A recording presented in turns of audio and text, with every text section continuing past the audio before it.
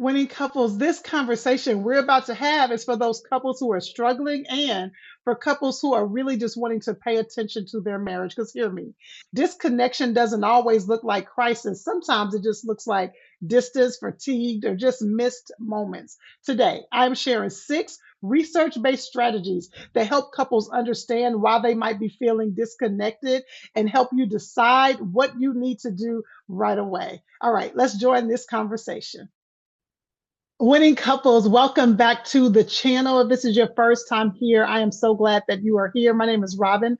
I am a licensed therapist and executive coach, and I have committed over 20 plus years to help Christian couples win in their marriage. And I want you to be able to define what winning means to you, but whatever that means for you and your spouse. That's our goal, to help you win in your marriage. I want to dive right into this conversation. Today, I am sharing with you 6 research-based reasons your marriage might be feeling off. Have you found yourself saying something is off? I can't quite put my finger on it. Well, there are people out there who have researched that just for you. Over the many, many years of being in the trenches with couples, I know that couples often want to know what is going on. So I am going to take these 6 reasons your marriage might be feeling off, and then at the end of the 6 reasons, I'm going to share with you one thing you and your spouse can do. Actually, a 2-step process. It's actually going to be a 2-step process. I know that you're busy. I know you're juggling a lot. We're going to talk about that in just a minute. So this is not going to be a long, drawn out assignment for you. The fix, or the thing that's going to get you on the path toward this being resolved, is just a 2-step process. So let's dive in. I'm going to give you the 6 reasons that are research-based that you and your spouse might be feeling a little bit off. Number 1, life is loud and you're carrying too much. That is number 1. Now, as I give you these 6 reasons, I am putting it in everyday language so that you can understand it, but I will also tell you the clinical term, or what the research actually calls it, right? So reason number 1, life is loud and you are carrying too much. Now, what the research says is that it's chronic stress and overload. That makes sense, right? Just chronic stress. That's why I said, I already know you got so much on your plate. Depending on how old you are, you might be raising your children and trying to take care of an ailing parent, or you might have a child in college while you still have some young people at home. You might be managing your career and you started a side business. You might be dealing with your own physical challenges, or your spouse's physical challenges. Or you could be a newlywed and you're trying to figure out, wait, y'all didn't warn me. Here is the thing. When you are carrying a lot, what ends up happening, you're managing work, children, bills, household responsibilities. And by the end of the day, you're depleted. And here's what I want you to understand. When you are depleted, conversations get shorter. One or both of you become snappier. The patience you normally have is no longer there. And what ends up getting hit is your marriage. I want you to hear this. When your capacity is low, your patience will be low as well. And that means how you respond to one another will be deeply impacted. And what ends up happening is we label exhaustion as an issue between you and I, when really we need to call it what it is. I'm tired, you're tired, we're both exhausted, and we have not found our ability to accept that or understand that about one another. And so we're taking it out on one another. Now, I'm not pulling these out of the sky. As I shared with you, these are research-based reasons. And so if you are chronically exhausted and your spouse is chronically exhausted, or if both of you are carrying a lot of stress and your marriage has been feeling off, that might be the reason. Here is reason number 2. You're trying to connect, but it isn't reciprocated. I'm going to give it to you the way the research says it. It says that there has been a decreased emotional responsiveness.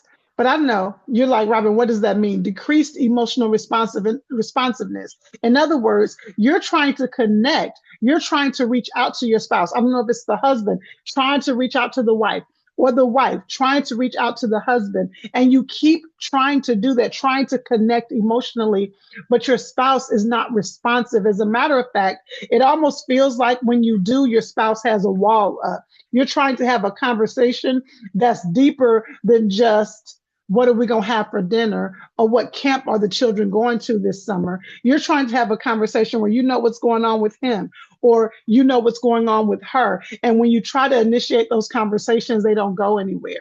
When you try to connect emotionally, it feels like your spouse is disconnected, almost irritated. Did I just come down somebody's street? It almost feels like your spouse is irritated at you trying to connect. You try to show affection, but you don't feel like it's received, and it's definitely not given back to you. This is what the research says. The research says that one of the reasons couples feel off, one of the reasons they feel like something is not quite right, is that the emotional reciprocity isn't there. And this is what I want you to understand. Over time, what begins to happen is the partner who is attempting to reach out stops trying.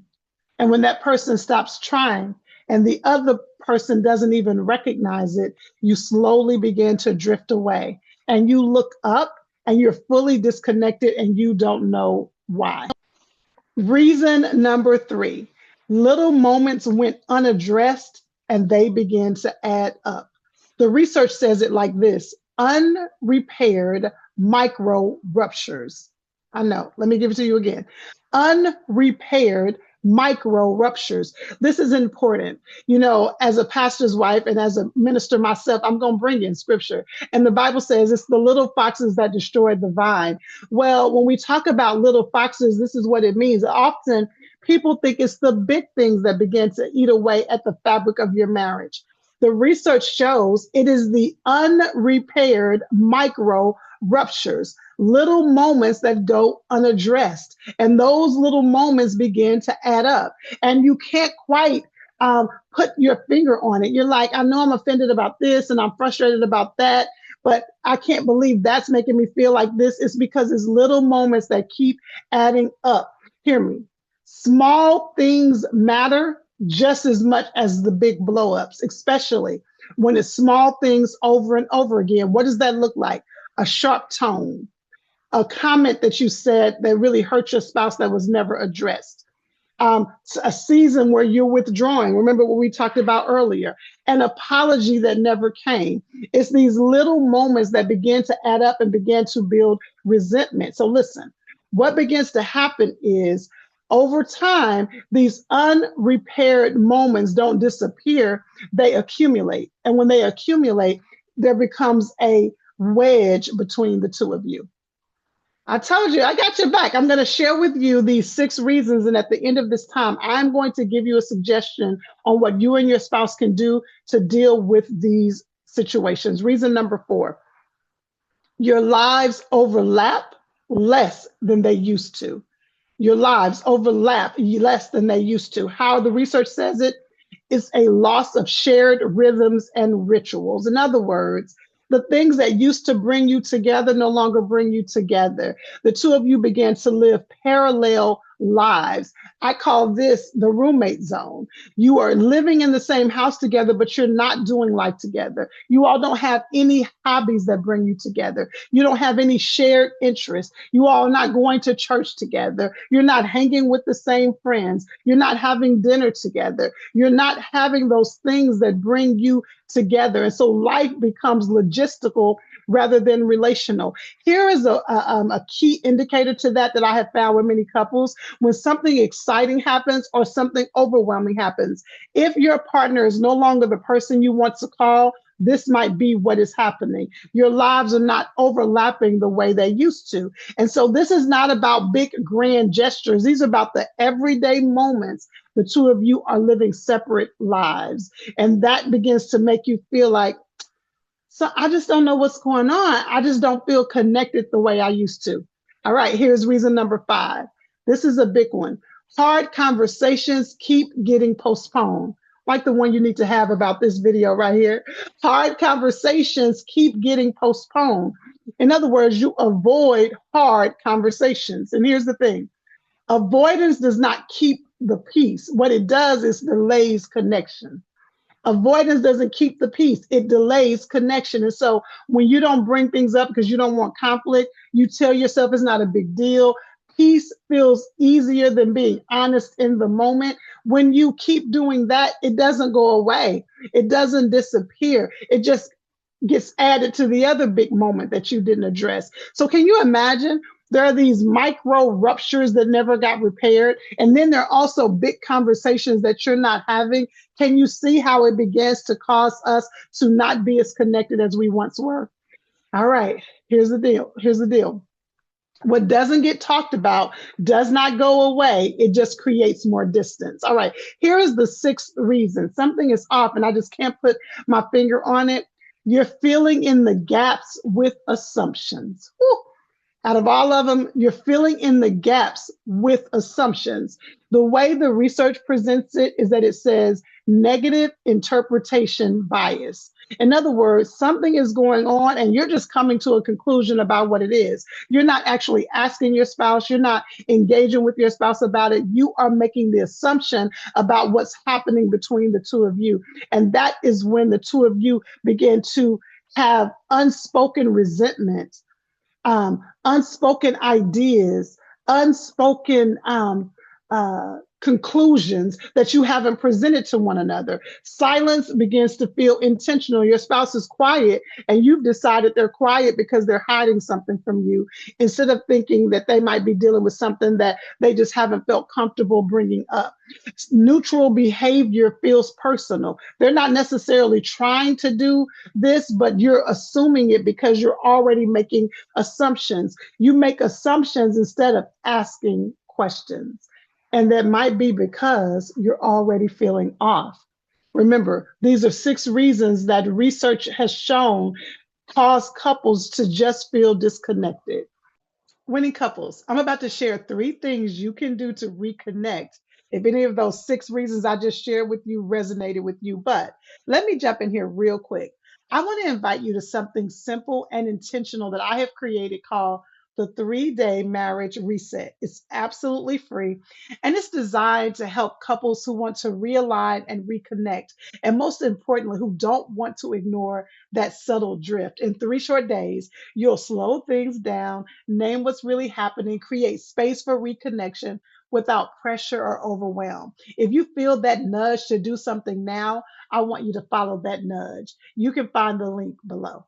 So I gave you this information and you're like, okay, Robin, I can tell you that this resonated with me. What do I do? Well, that's the first thing you and your spouse want to do. I want y'all to watch this video either together or separately.